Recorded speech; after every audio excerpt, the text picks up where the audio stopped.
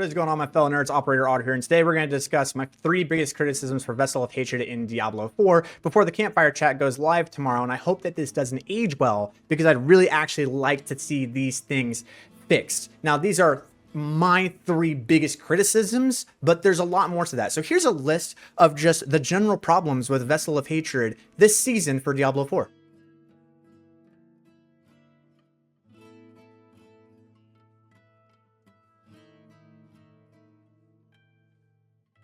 So that list is basically the entire Diablo 4 community, whether it be the Twitches, the YouTubes, the Reddits, whatever. This is where people are basically expressing their criticism for Vessel of Hatred. And hopefully you were able to find some volition or a sense of community in the fact that, hey, there are other people out there that are feeling the criticism that you had. And if your criticism wasn't up there, I'm sorry.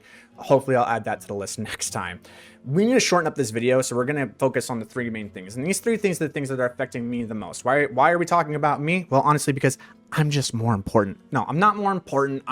These are the things that are demotivating me as a content creator to play the game and to make videos about Vessel of Hatred. In fact, I am so demotivated to play that I'm only Paragon 262. I haven't touched the game in like 2.5 weeks. I have never felt more demotivated to play. I am less motivated to play this game than I was in Season 1 when they giga nerfed everything. That is how unmotivated I am to play Vessel of Hatred. So let's talk about the 3 biggest criticisms I have for Vessel of Hatred in Diablo 4. So I know the video's been rolling for like almost 2 minutes now. We don't even know what the criticisms are, but I do need to get a disclaimer here because I feel like there's going to be some people who come in and just keyboard warrior troll me in the comment section about what's going on here. And I just want to give some disclaimers. Number 1, these may not affect you. You may not be involving in them. They may have absolutely nothing to do with you, and that's fine. We don't have to agree on everything. I'm just giving my personal 3 as to like what's affecting me the most and what's demotivating me to play. Cool. Number 2, we're not putting them in any particular order. This is not rank 1, 2, 3. We're not handing out medals here. There is no first place winner. These are just things that are affecting the game in a bad way, and I hope they get fixed. And lastly, there's not going to be any objective truths here. I'm not going to go down the rabbit hole and show Excel charts to prove why I'm right and why this needs to be fixed. This is just a bunch of us as Diablo nerds sitting in a circle at a book convention and venting out our feelings, because fun fact, gamers have feelings, and how we feel when we play the game drastically affects whether or not we actually play the game. Shocker, right? So I'm just sitting here venting out like, yo, this is what I feel, this is what sucks, and this is what I hope can be fixed in the future. Okay, now let's go. So the first problem that I have is going to be the Iron Chunk and Rawhide farm, because you need this for everything. You need it for putting in sockets, you need it for enchanting, you need it for tempering, you need it for masterworking, mostly masterworking, and the sheer amount that you need of this general, non-special, everyday crafting material is insane. I think the math came out to 30 to 90,000 of this material is what you need in order to triple crit a masterworking affix for your gear, and that changes based on whether or not you're using a mythic or unique, which only has 4 affixes that you can roll, or a legendary that has 5. You got your 3 affixes plus your 2 temperings, and that does heavily change the average amount of rolls you need to get, or the amount of materials that you need to get that triple crit. Regardless, we can kind of like average it around 60,000. How do you get 60,000 materials? You need to be in Duriel. And how long does it take for you in Duriel? Roughly 4 hours. It takes about 4 hours to get 60,000 Rawhide or Iron Chunks. And that means you're going to be sitting there with some overpowered Spiritborn build, killing Duriel every 10 to 15 seconds, and then going to town, salvaging your gear, killing him 3 to 4 times, going to town, selling the gear, and you're sitting there drooling out of your mouth, banging your head against a wall, peeing in a bottle, letting the intrusive thoughts win just so that you can masterwork 1 piece of gear. And God forbid there's a piece of gear that drops and it's better than the gear that you have on your character, because now you get to do that all over again. It is literally the most soul-sucking endeavor I have ever had to put myself through. I am more willing to play Diablo 2 and try to farm Death's Web than I am trying to get Iron Chunk and Rawhide to masterwork my gear. It is absolutely the most soul-sucking venture in the game, and I hope that it gets fixed with the campfire chat tomorrow. So, fingers crossed. So the next criticism I have for Diablo 4 Vessel of Hatred is going to be trying to get a max rolled aspect of anything. All right, so in case you don't know how the aspect rolls work, as you can see here, this is an 80% moonrise. That is the maximum value you can get from a non-ancestral piece of gear. The only way that you can get 100% is it needs to be an ancestral piece of gear that rolled this aspect and then rolled up to 100%. The question I have is, when it rolls this aspect, is it going to roll a higher value on that aspect? Well, if we look at these pants, I think the answer is going to be a resounding no. That's 1%. It can roll 1 to 15%, 1% on each roll. It rolled 1%.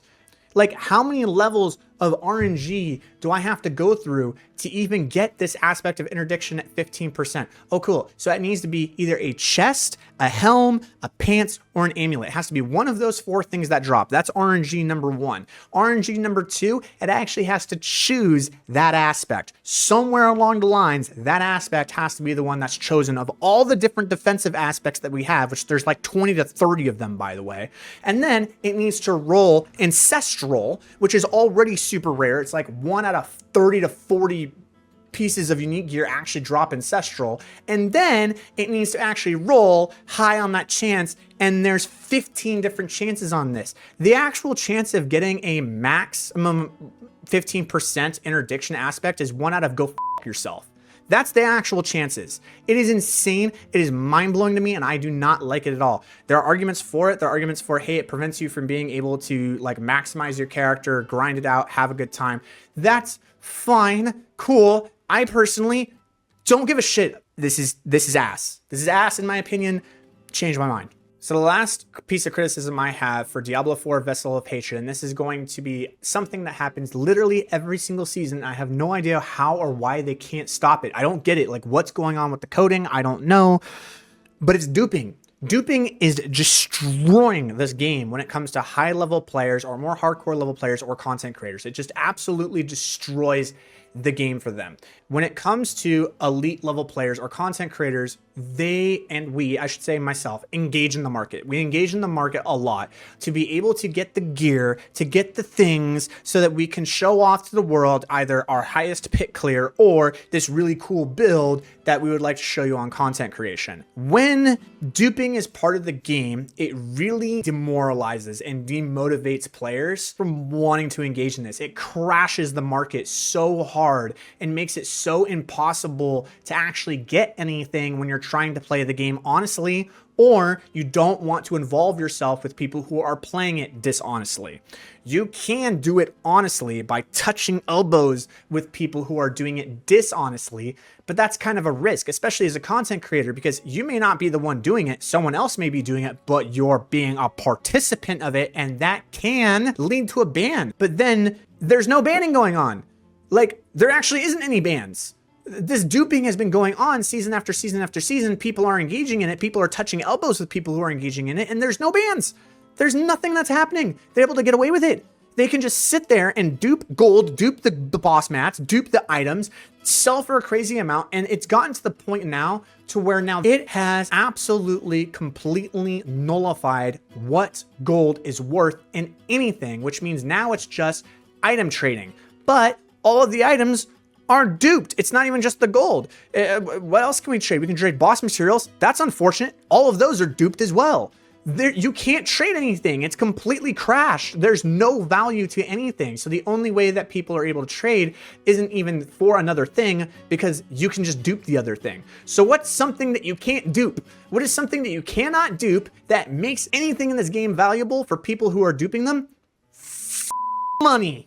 That's the only thing you can't do. And that is what's controlling the entire market, is real money trading at this time. It is so bad. It is mind-blowing how bad this is. And I don't know why there's no system. Like, every piece of gear has a unique ID, like a license number, like a social security number.